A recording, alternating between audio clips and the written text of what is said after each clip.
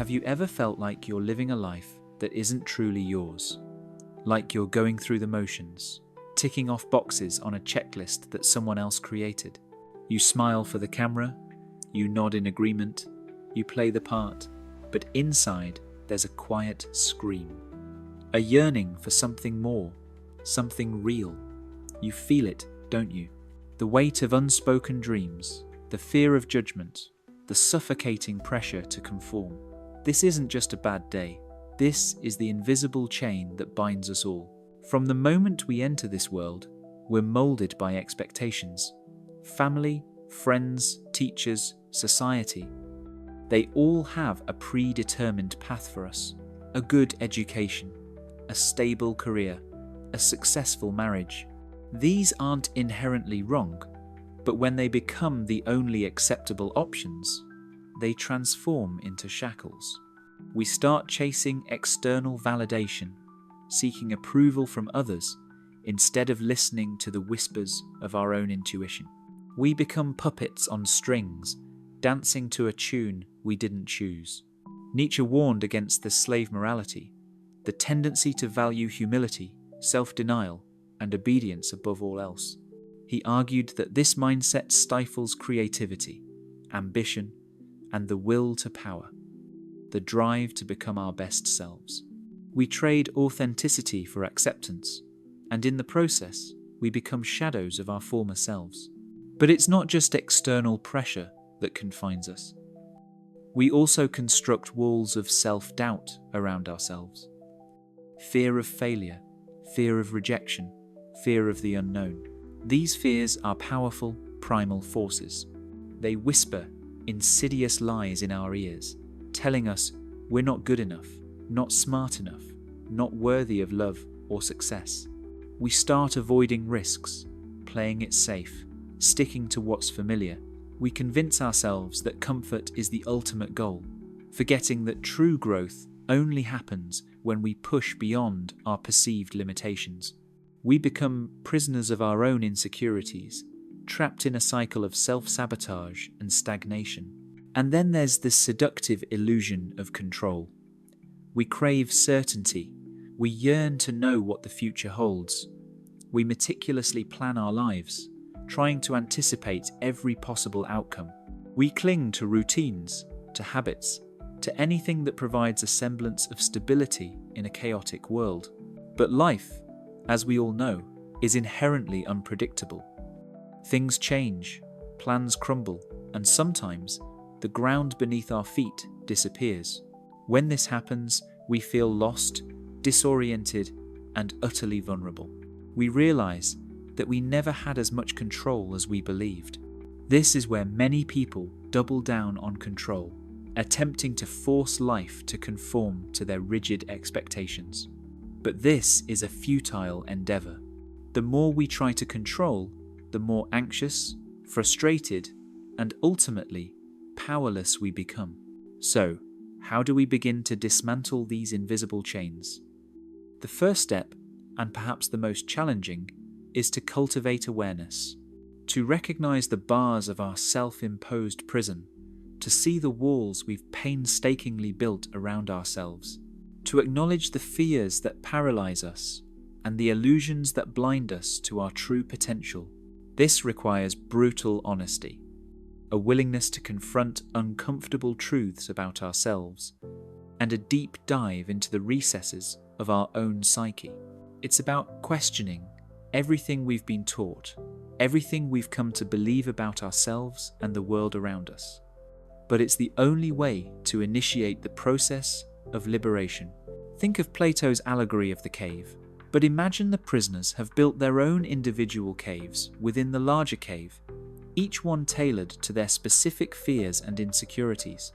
To escape, they must not only break free from the original chains, but also dismantle the personal prisons they've constructed for themselves. Once we're aware of our confinement, we can begin searching for the keys to unlock our potential. And these keys are not what we might expect.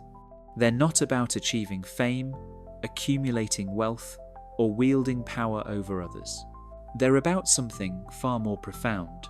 They're about embracing vulnerability, about accepting our imperfections, about finding joy and meaning in the present moment, regardless of our circumstances.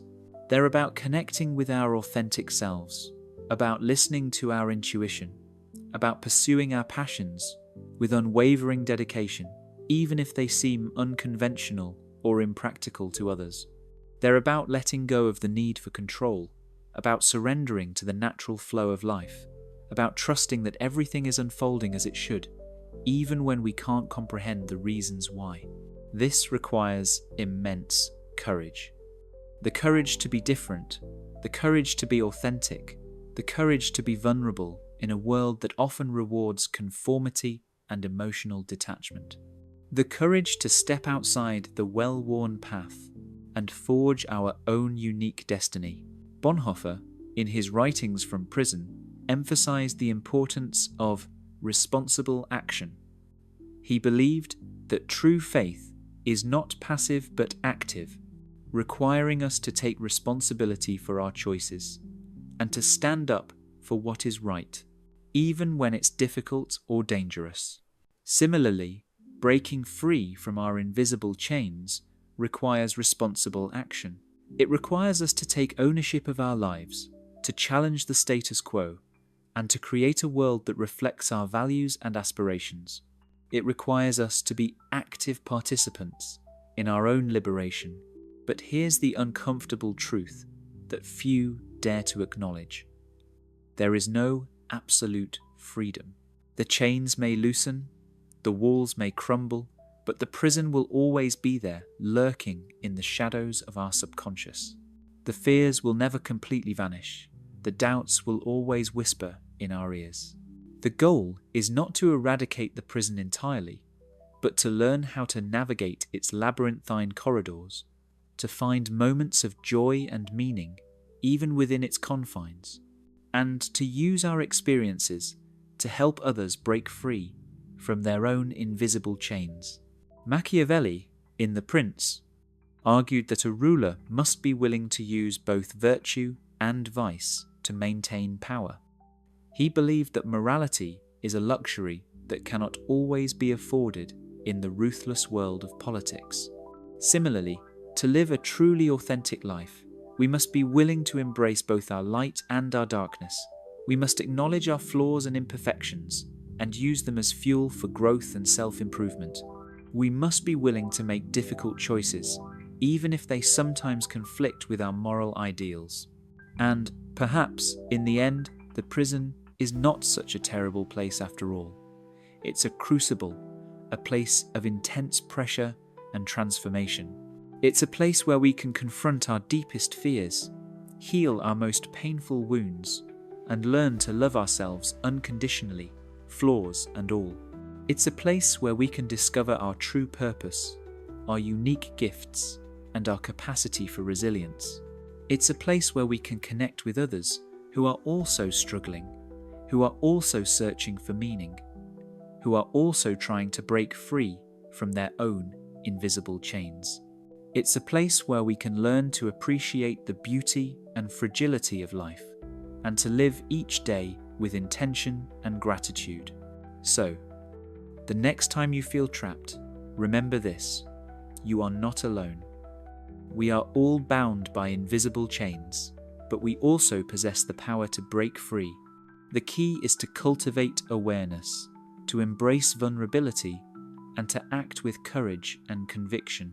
Start small, take one step at a time, and never give up on your quest for authenticity.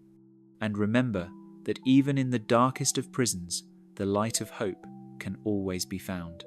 Now, go find yours and help others find theirs. The world needs you to be free.